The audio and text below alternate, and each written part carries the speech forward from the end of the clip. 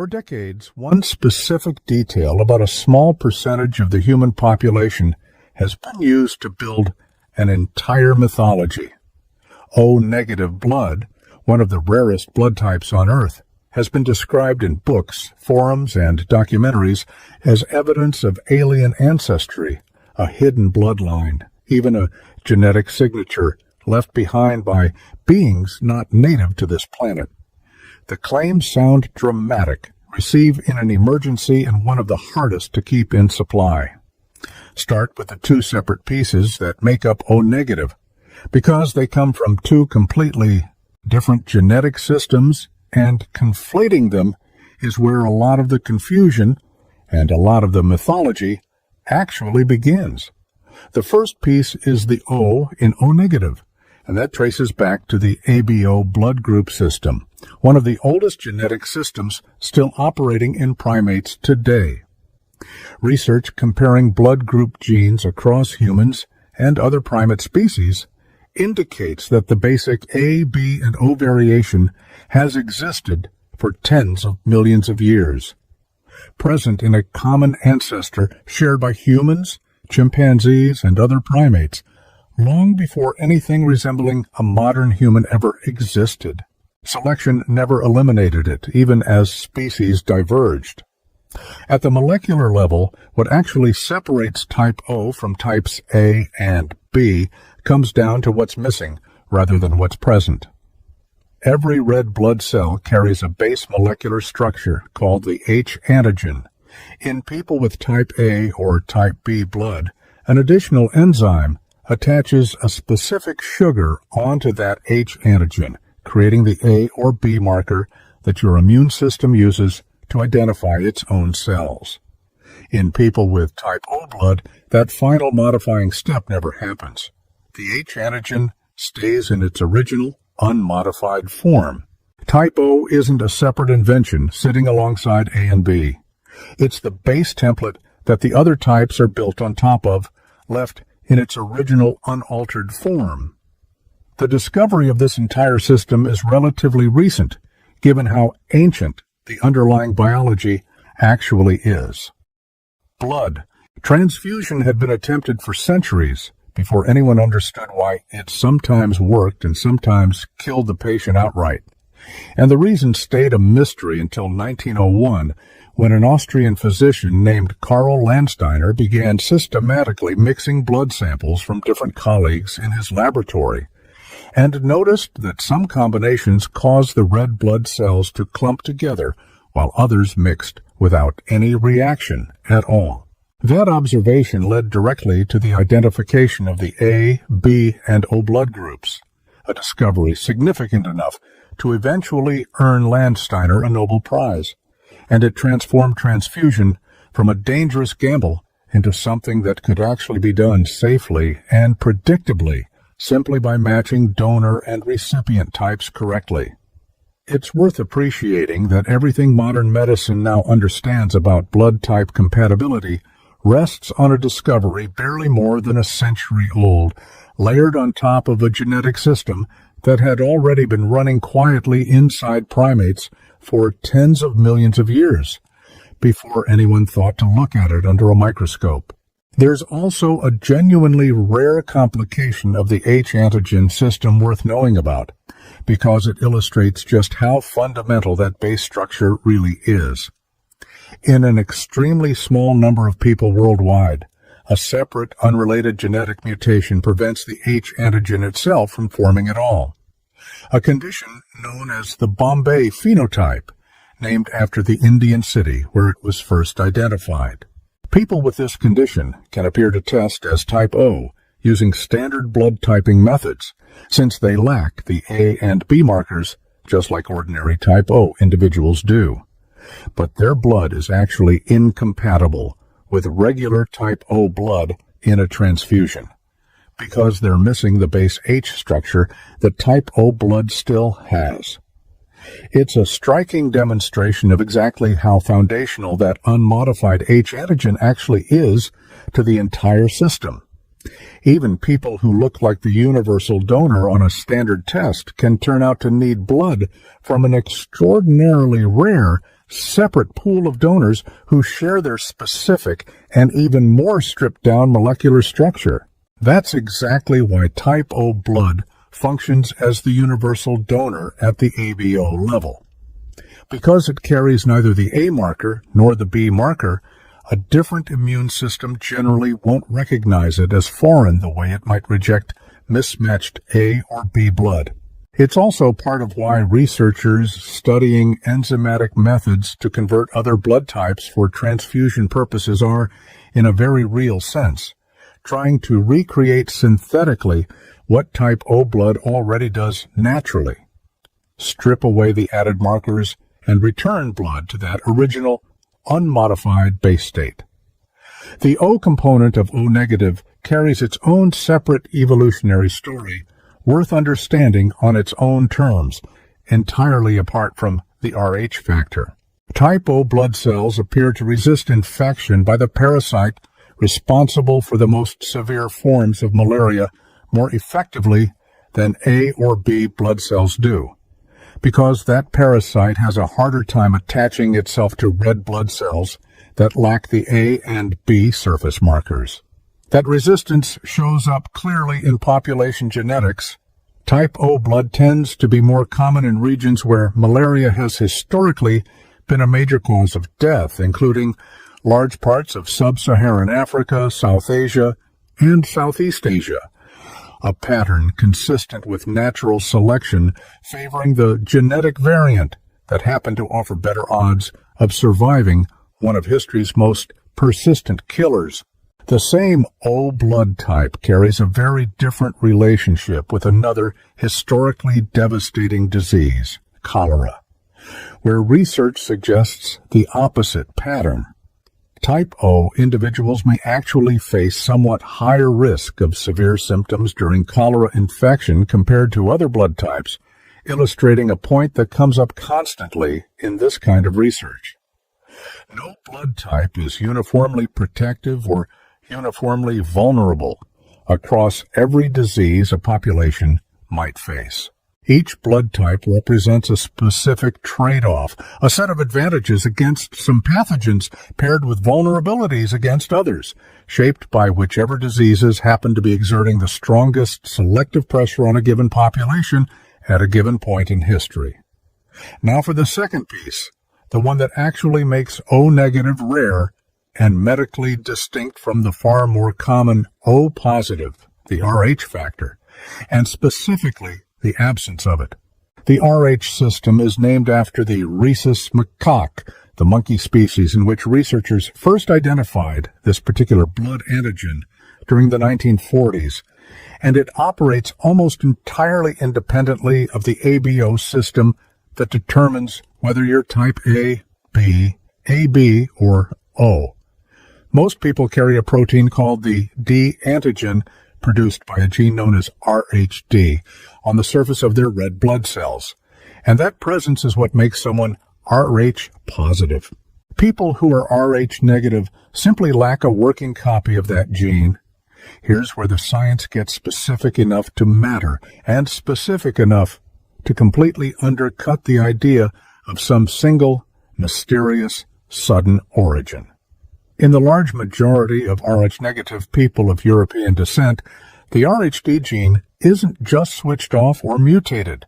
It's fully physically deleted, missing entirely from that stretch of chromosome 1. Researchers have mapped out exactly how that deletion happened at the molecular level, involving two nearly identical repeated DNA sequences flanking the gene called rhesus boxes, which under certain conditions can align incorrectly during cell division and cause the entire segment between them, RhD included, to simply drop out. That's not a mysterious, unprecedented event. It's a well-understood, well-documented type of genetic mutation called a deletion, and it's happened independently more than once in human history. In some African and East Asian populations, Rh negativity arises through a completely different genetic mechanism entirely.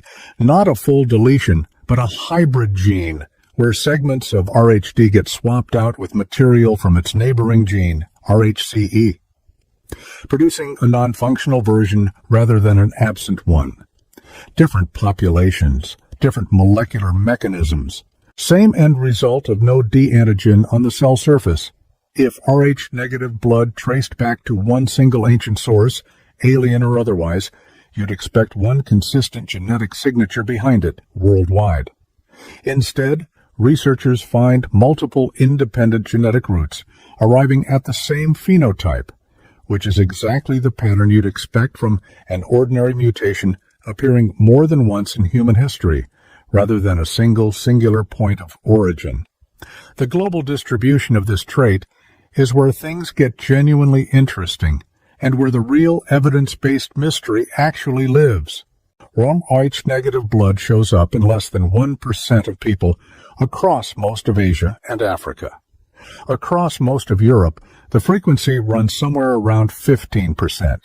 One particularly notable finding involves the Persian Plateau, the region spanning parts of modern Iran between the Zagros Mountains and the surrounding lowlands, where archaeological and genetic evidence suggests early Homo sapiens populations migrating out of Africa paused and remained for an extended period, potentially thousands of years, before continuing their expansion into the rest of Eurasia. Researchers studying this stopover point have proposed it functioned as a kind of genetic proving ground, a long enough pause for new blood group-related genetic variants found only outside Africa today to actually emerge and become established in the population before that group continued spreading outward across the rest of the world. It's a useful reminder that the deletion behind O-negative blood and the broader Rh system it belongs to didn't appear in a vacuum.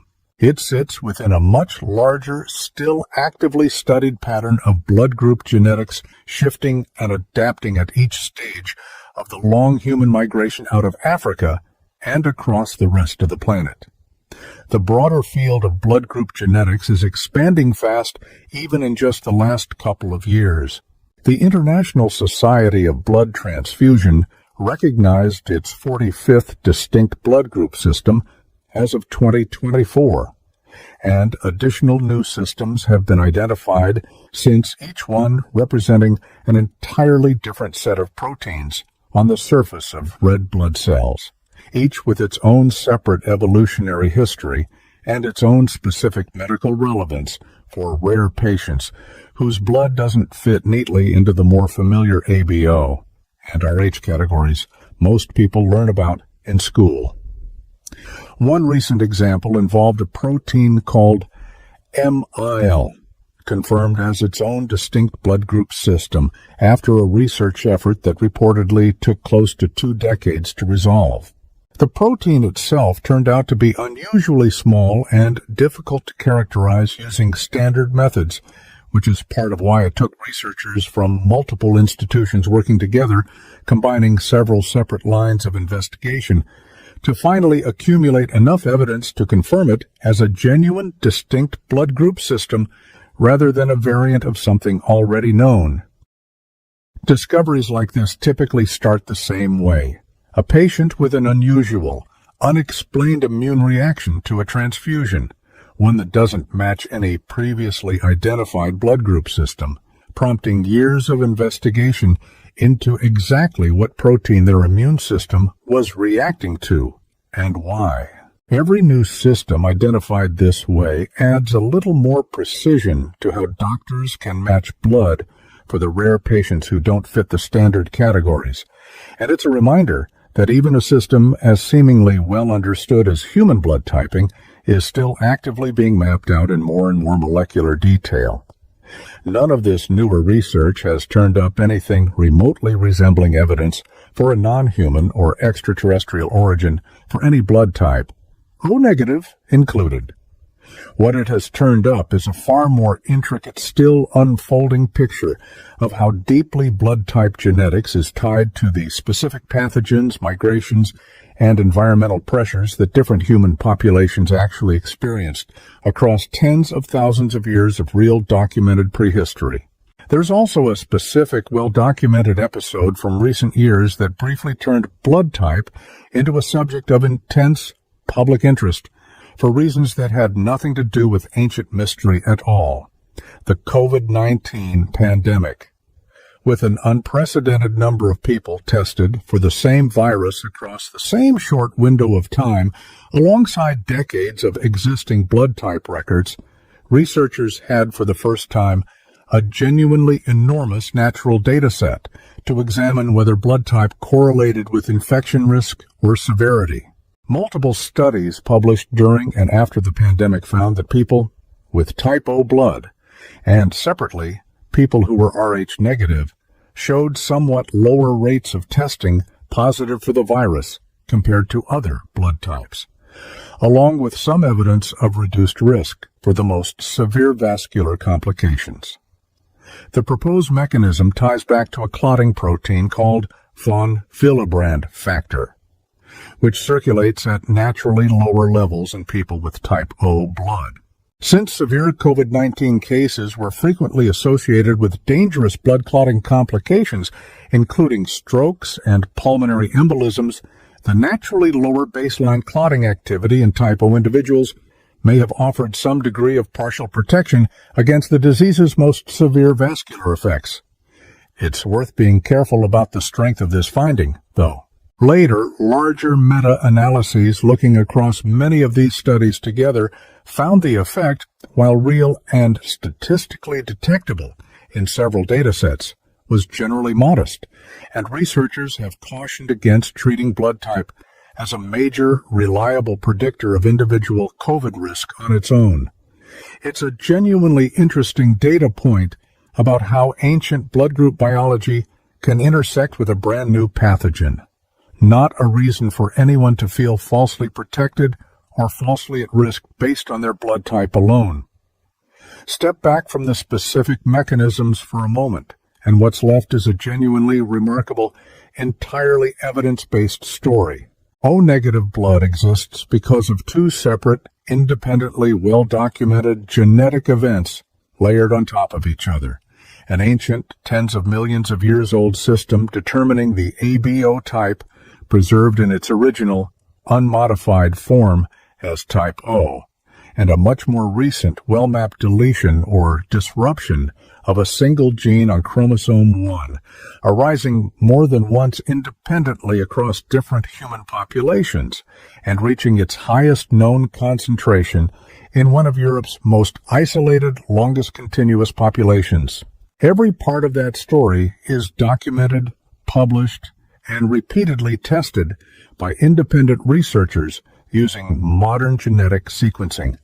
None of it requires anything from outside this planet to explain.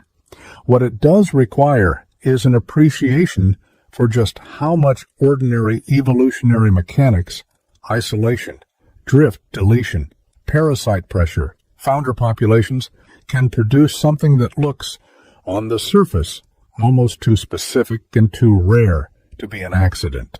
That's exactly why this particular blood type keeps attracting mythology in the first place.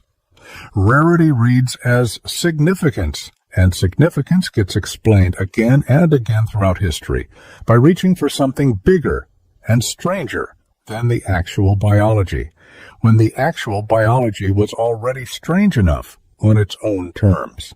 It's worth sitting with why this specific gap between rarity and mythology keeps appearing around blood type in particular, more than it does around most other pieces of human genetic variation.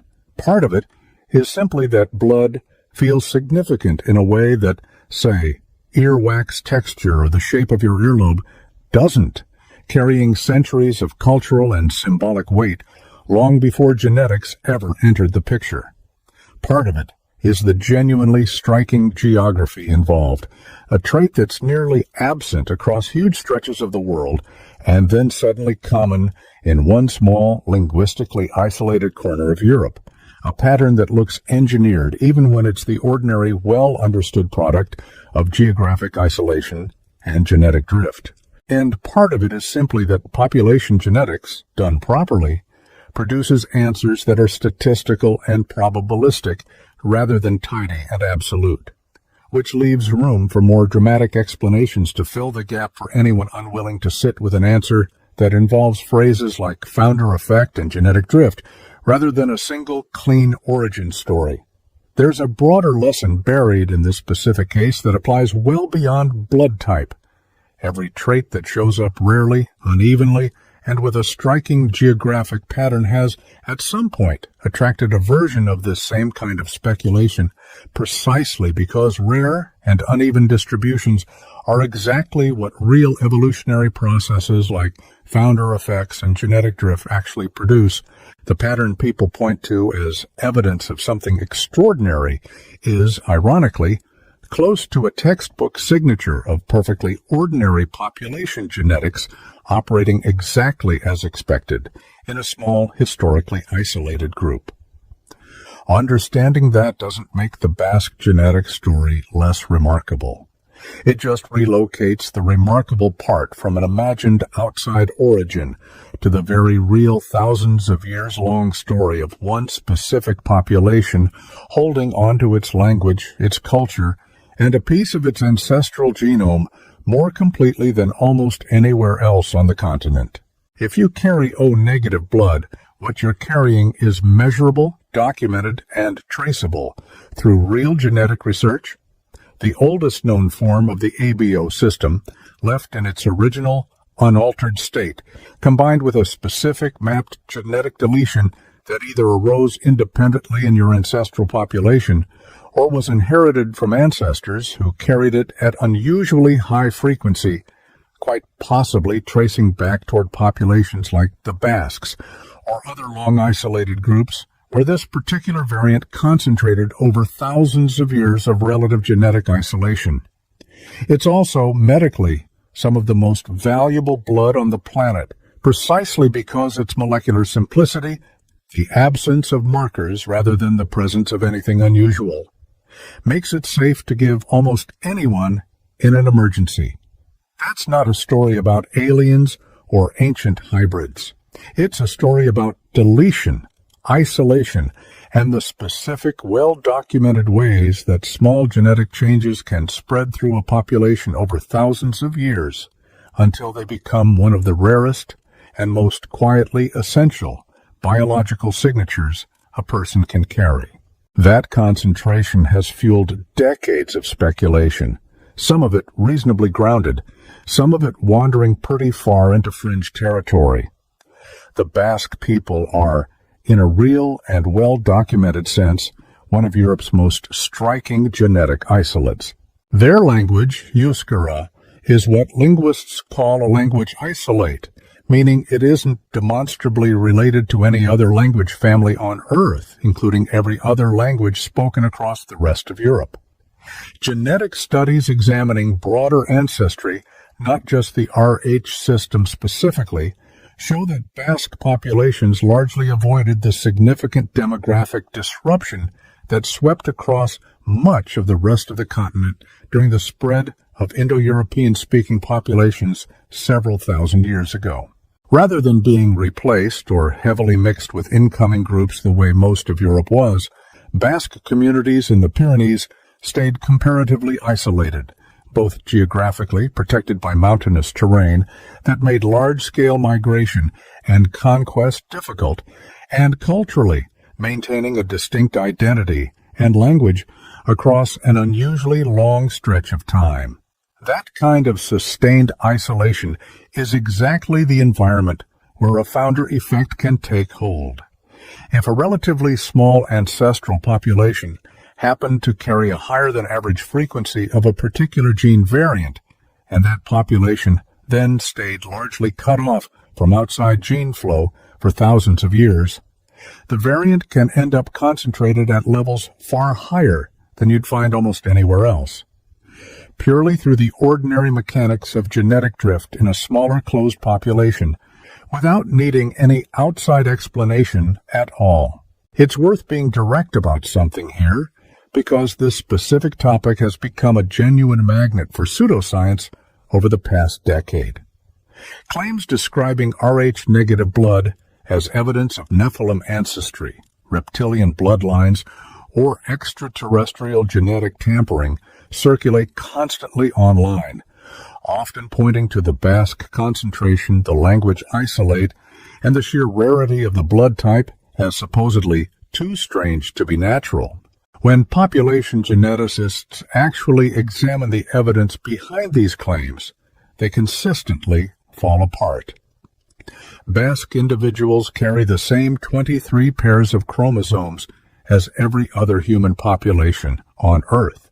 Their broader genetic ancestry, studied through mitochondrial DNA and genome-wide analysis alike, traces back to the same deep African origins shared by every other person alive today, and their specific ancestral lineages match up closely with other ancient European hunter-gatherer and early farming populations recovered from sites across the rest of the continent. There is no genetic evidence published in any credible, peer-reviewed source suggesting the RhD deletion in Basque populations arose from anything other than an ordinary mutation that happened to reach unusually high frequency in an unusually isolated population. The mystery here isn't whether something supernatural happened.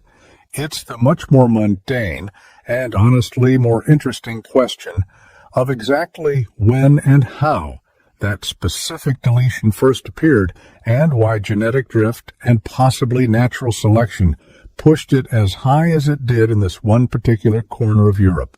That question of natural selection deserves its own attention because there's real, if still developing, research suggesting Rh-negative blood may carry a specific survival advantage tied to a very old enemy, a parasite called Toxoplasma gondii. This is one of the most common parasitic infections in humans worldwide, typically contracted through contact with cat feces or undercooked meat, and in most healthy people, it causes no obvious symptoms at all, settling into a long-term, largely dormant infection. Several published studies have found that Rh-negative individuals infected with this parasite show measurably less impairment in reaction time and certain psychomotor tasks compared to Rh-positive individuals carrying the same infection, suggesting that lacking the D antigen may provide some degree of protection against the parasite's subtler neurological effects. In regions or eras where toxoplasmosis exposure was common, that kind of protective advantage, even a modest one, could plausibly have helped push the Rh-negative variant to higher frequency through ordinary natural selection, on top of whatever founder effect and genetic drift we're already doing in an isolated population like the Basques. There's a very different, much better established medical story tied to Rh-negative blood as well, one with real serious consequences that doctors have understood clearly for decades. The risk it creates during pregnancy when an Rh-negative mother is carrying an Rh-positive baby. If the mother's blood comes into contact with the baby's Rh-positive blood cells, which can happen during delivery, miscarriage, or certain complications earlier in pregnancy, her immune system can start producing antibodies against the D antigen, treating it as a foreign invader. That's usually not dangerous for the pregnancy where it first happens, but it becomes a serious risk in a subsequent pregnancy with another Rh-positive baby, where those antibodies can cross the placenta and attack the new baby's red blood cells, a condition called hemolytic disease of the newborn. In severe, untreated cases, this can lead to serious anemia, jaundice, and other complications in the newborn. And before modern medicine understood the mechanism behind it, it was a significant, largely unexplained source of infant mortality across generations, showing up in families where later pregnancies seemed to fare progressively worse than earlier ones for reasons nobody could identify at the time. Modern medicine has largely solved this specific problem through a preventive treatment called Rh immunoglobulin, given to Rh-negative mothers during and after pregnancy, specifically to stop that antibody response before it can start. But the underlying biology is a direct, real consequence of exactly the genetic mechanism described earlier. An Rh-negative person's immune system has simply never been exposed to the D antigen before, so when it does encounter it, it reacts to it as something foreign. It's worth noting how directly this connects the abstract genetics back to lived, practical medicine.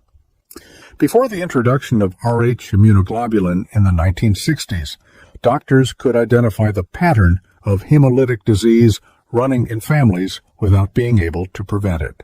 Today, a simple blood test early in pregnancy identifies Rh-negative mothers, and a single preventive injection at the right points during pregnancy essentially eliminates the risk, turning what was once an unpredictable and sometimes fatal complication into a routine, well-managed part of prenatal care. That shift, from mysterious family pattern to fully understood and preventable genetic interaction, is itself a good example of exactly the kind of progress ancient DNA and modern genetics research is now extending to blood type biology more broadly. All of this connects to why O-negative blood specifically, combining both the absence of A and B markers and the absence of the D antigen, holds such a unique place in emergency medicine. It's what's known as the universal donor for whole blood transfusion, safely given in emergencies to patients of any ABO type and any Rh status, because it carries none of the molecular markers that a recipient's immune system might react against. In situations where there's no time to determine a patient's exact blood type, a trauma victim bleeding out in an emergency room, for instance, O-negative blood is what gets used, because doctors can be confident it won't trigger a dangerous immune reaction regardless of what type the patient actually is. That property makes O-negative blood disproportionately valuable in hospital blood banks and disproportionately scarce, since it only occurs naturally in a relatively small fraction of the population, roughly between 6 and 8% globally depending on the specific population studied, while demand for it in emergency and trauma situations runs far higher than that supply can comfortably meet. Hospitals are constantly short of it for exactly this reason. The rarest, most universally needed blood type is also the hardest one to keep adequately stocked. This creates a genuinely difficult logistical problem for blood banks and emergency services everywhere, because O-negative blood can't simply be manufactured on demand when supplies run low. It has to be donated in advance, screened, stored under carefully controlled conditions, and kept ready for exactly the kind of unpredictable emergency where there's no time to run a blood type test before treatment has to begin. Blood donation organizations in many countries specifically track and prioritize O-negative donors for this reason, since a single unit can potentially be used for any patient regardless of their own blood type, making each O-negative donation disproportionately valuable compared to donations of more common, less universally compatible types. Military field hospitals and disaster response units face this shortage especially acutely, since they often need to treat serious trauma injuries with whatever blood is on hand, in situations where lab testing simply isn't practical. That practical life or death scarcity is part of why blood banks worldwide keep running dedicated campaigns specifically asking for O-negative donors by name rather than general blood donations, a detail that traces directly back to the same molecular absence of markers described earlier in the genetics. The last few years have added an entirely new layer to how seriously researchers take blood type genetics generally, well beyond the RhD system specifically. Large-scale ancient DNA research has made it possible, for the first time, to actually examine blood type genes recovered directly from ancient human and Neanderthal remains, rather than only inferring evolutionary history from patterns in living populations. Published research analyzing ancient genomes, including Homo sapiens, remains dating back tens of thousands of years, alongside Neanderthal and Denisovan material, has found that blood group gene variants were evolving and shifting surprisingly quickly as populations moved into new environments and encountered new pathogens, rather than staying static over long stretches of time, the way researchers had previously assumed. Researchers examining dozens of ancient individuals this way found that essentially every genome studied carried its own distinct set of blood group-related variants, a level of individual variation that surprised the scientists involved, given how rapidly, in evolutionary terms, some of those differences appear to have emerged.